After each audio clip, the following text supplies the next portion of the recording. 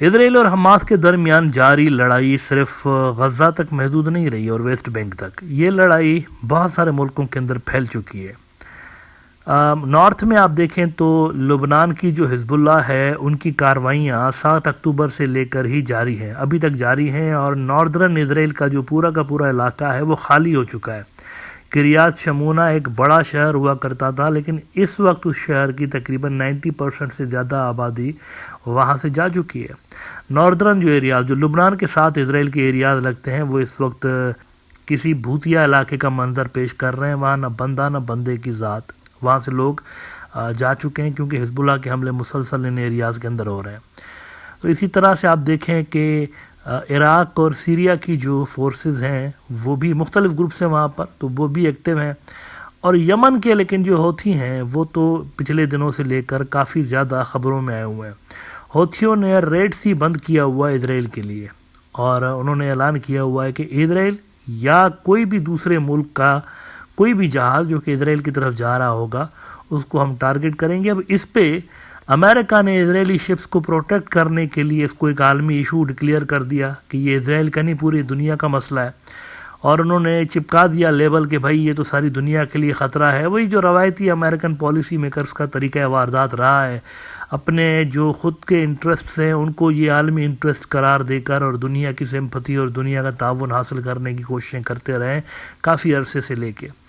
لیکن اس بار بھی یہی ہوا کہ انہوں نے 10 ملکوں کی فورس اناؤنس کر دی کہ بھائی ہم 10 ملک مل کے ہوتھیوں کو روکیں گے ریڈ سی کے اندر۔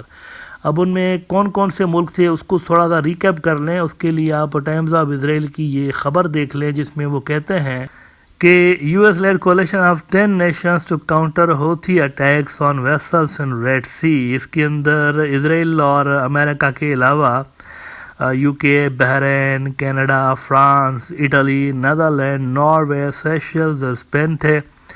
انٹرسٹنگ بات یہ تھی کہ بحرین کے علاوہ کوئی ایک بھی ریجن کا ملک اس کے اندر شامل نہیں تھا، اور اب یہ ہوا ہے لیکن کہ جیسے ہی یہ فورس اناؤنس ہوئی، اس کا نام انہوں نے رکھا تھا پروسپیرٹی گارڈین۔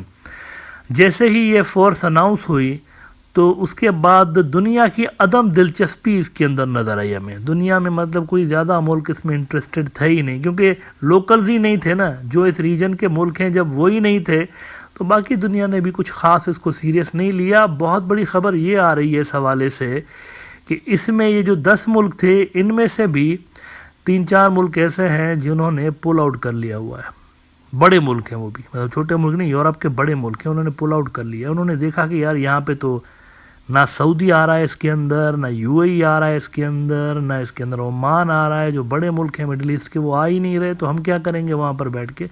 انہوں نے ہٹ جا بابو بول کے سائڈ لے لی، اور انہوں نے کہا کہ دیکھیں یہ جو ٹاسک فورس آلریڈی بنی ہوئی ہے ہم تو ان کا حصہ ہیں، ہم اس سے کسی نئی ٹاسک فورس کا حصہ نہیں ہے، ہم پہلے سے ہی موجود ہیں نا وہاں پہ، تو وہی ہماری پریزنس رہے گی، کسی نئی ٹاسک فورس کا حصہ نہیں ہے، پرانے ٹرمز پہ کام کرتے رہیں گے نا۔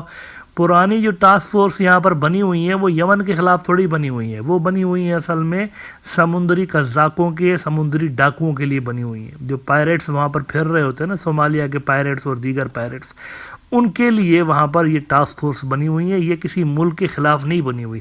تو ایفیکٹیولی وہ جو ہوتھیوں کے اگینسٹ کہا جا رہا تھا کہ کوئی ٹاسک فورس بن رہی ہے وہ دبردوس ہو چکی ہے آلریڈی، اور ایک تاریخی ذلت امریکہ کو یہاں پر نصیب ہوئی ہے، کیونکہ یہ غالباً پہلی بار ہو رہا ہے کہ انہوں نے اتنا زیادہ پریشرائز کیا اتحادی ملکوں کو کہ آپ شامل ہو جائیں ہماری ٹاسک فورس میں، لیکن ریجن کا تو کوئی ملک آیا ہی نہیں، وہاں کے جو بڑے ملک ہیں یورپ کے وہ بھی سائڈ پہ ہو گئے۔ آسٹریلیا کو پہلے سے ہی انہوں نے کہا ہوا تھا، آسٹریلیا آکس الائنس کا ممبر ہے، تو عزیز نے پہلے ہی ان کو منع کر دیا ہوا تھا کہ ہم جو ہے وہ یہاں پر نہیں آئیں گے ریڈ سی کے اندر۔ پہلے آسٹریلیا نے منع کیا، اس کے بعد یہ خبریں اب آ رہی ہیں کہ اٹلی اس سے پل آؤٹ ہو گیا ہے، فرانس اس سے پل آؤٹ ہو گیا ہے، اور اسپین اس سے پل آؤٹ ہو گیا ہے۔ یہ 3 بڑے ملک تھے، 10 میں سے جو 3 میجر کنٹریز تھے وہ یہ تھے، اب یہ اس ٹاسک فورس کا حصہ نہیں ہوں گے۔ ٹائمز آف اسرائیلی کہتا ہے کہ Spain says still deliberating whether to join US-led naval mission in Red Sea۔ ہم ابھی تک سوچ رہے ہیں جانا چاہیے کہ نہیں جانا چاہیے۔ دی ٹائمز آف انڈیا نے اس پہ مزید رپورٹ کیا ہوا کہ US Red Sea task force gets limited backing from some allies۔ اور اس میں وہ کہتے ہیں کہ some countries have not confirmed their participation. However, while others have said their efforts to help protect Red Sea commercial traffic will be as part of existing naval agreements rather than the new US-led operation. اب existing کا جیسے کہ میں نے آپ کو بتایا کہ وہ ہوتھیوں کے خلاف نہیں ہے، کیٹاگوریکلی وہ جو کنٹریکٹس ہوئے پڑے ہیں، ڈیفنس ایگریمنٹس ہوئے پڑے ہیں، اس میں یہ چیز مینشنڈ ہے کہ یہ جو سمندری قزاق اور اس طرح کے تھریٹس ہوتے ہیں اس کے خلاف یہ ٹاسک فورس کام کریں گی. 3-4 بنی ہوئی ہے اس ریجن کے مختلف حصوں میں، کیونکہ اکثر دنیا کی جو شپنگ لائنز ہے وہ یہیں سے گزر رہی ہوتی ہے نا، تو اس کے لیے یہاں پر مختلف ٹاسک فورس پہلے سے ہی بنی ہوئی ہیں، وہ کسی ملک کے خلاف نہیں بنی ہوئی. تو اس کا مطلب ہے کہ یہ جو ملک تھے اس کا سپورٹ امریکہ کو نہیں ملے گا. فرانس کے حوالے سے ٹائمز آف انڈیا کہتا ہے، وہ کہتے ہیں کہ فرانس's defence ministry said it supported efforts to secure freedom of navigation in the Red Sea and surrounding area and said it already operated in the region. ہم تو پہلے سے ہی وہیں پہ موجود ہیں. But it said its ship would stay under French command and did not say if it would deploy more naval forces. Clearly no بول دیا ان کو کہ ہم جو وہاں پر موجود ہیں تو ہماری اپنی کمانڈ ہے اور ہم اپنی شپس کو وہاں پر پروٹیکٹ کریں گے اور کسی نئی فورس کے اندر، نئی کمانڈ کے اندر نہیں جائیں گے. تو فرانس نے ریجیکٹ کر دیا امریکہ کا آئیڈیا. اس کے بعد آپ ذرا اٹلی کا دیکھیں، کہتے ہیں کہ Italy's defence ministry said it would send naval frigate Virginio Fasan to the Red Sea to protect its national interest in response to specific requests made by Italian ship owners. It said this was part of its existing operations and was not part of Operation Prosperity Guardian. وہ کہہ رہے ہیں ہم بھائی وہاں پر امریکہ نے جو announce کیا اس کے اندر نہیں جائیں گے. ہم اپنے شپس کو، ہمارے جو شپ اونرز ہیں انہوں نے ریکویسٹ کی تھی تو ہم نے اپنے وہاں پر وار شپس اسی لیے بھیجے ہوئے ہیں، اپنے شپس کو پروٹیکٹ کریں گے، کوئی امریکہ کی ٹاسک فورس میں ہم شامل ہونے نہیں جا رہے. انہوں نے بھی کیٹاگوریکلی کہہ دیا، منع کر دیا امریکہ کو. اس کے بعد آپ اسپین کو دیکھیے. اسپین کے لیے کہتے ہیں وہ کہ اسپین's defence ministry said it would only participate in NATO-led missions or EU coordinated operations. We will not participate unilaterally in the Red Sea operation.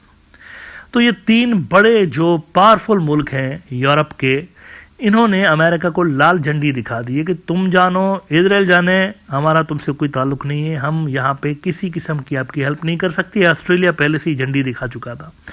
تو یہ جو بھی انہوں نے بنانے کی کوشش کی، پراسپیرٹی گارڈین، پتہ نہیں کیا، خدا جانے ڈرامے بازی، ڈھکوسلے، وہ دھپڑدوس ہو چکے ہیں اور امریکہ کو بلکہ لینے کے دینے پڑ گئے. ان کا جو قد کاٹ ہے وہ گرا ہے. پتہ نہیں انہوں نے اسرائیلی پریشر میں آ کے ہوم ورک کیے بنا پہلے ہی ایسے اناؤنس کر دیا یا کیا چکر تھا خدا جانے، کیونکہ یہ بنتا نہیں تھا اس طرح اتنا جلدی میں اناؤنس کرنا. اسرائیل کی اگر آپ ان کی جو گالانٹ صاحب ہیں، ان کے ڈیفنس منسٹر، ان کی اگر آپ اسٹیٹمنٹس دیکھیں، تواتر کے ساتھ وہ یہ اسٹیٹمنٹس دے رہے تھے کہ ہم خود جو ہے وہ ان کو سبق سکھا سکتے ہیں ہوتھیوں کو، لیکن ہم انتظار کر رہے ہیں کہ عالمی دنیا اس پہ کیا جو ہے وہ موقف اختیار کرتی ہے. ان کو موقع دے رہے ہیں کہ وہ اس کو دے گے، کیونکہ یہ عالمی مسئلہ ہے. انہوں نے اس کو عالمی مسئلہ بنا دیا، حالانکہ ہوتھیوں نے کلیئرلی یہ چیز مینشن کی ہوئی تھی کہ ہم کسی اور ملک کی شپس کو یہاں پر ٹارگٹ کریں گے ہی نہیں. تو یہ میرے خیال سے سیٹ بیک ہے، امریکہ کے لیے بھی سیٹ بیک ہے اور اسرائیل کے لیے بھی سیٹ بیک ہے.